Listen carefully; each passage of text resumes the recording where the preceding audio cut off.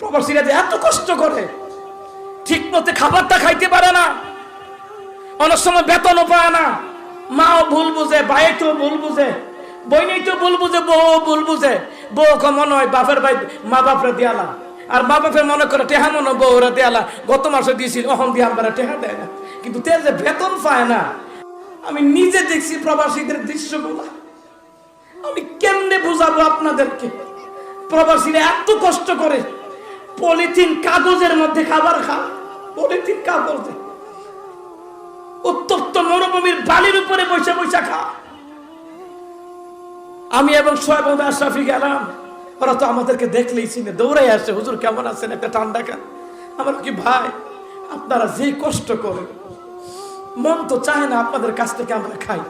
বলে হুজুর না খাইলে কষ্ট পাবো, একটা ঠান্ডা হইলে খান।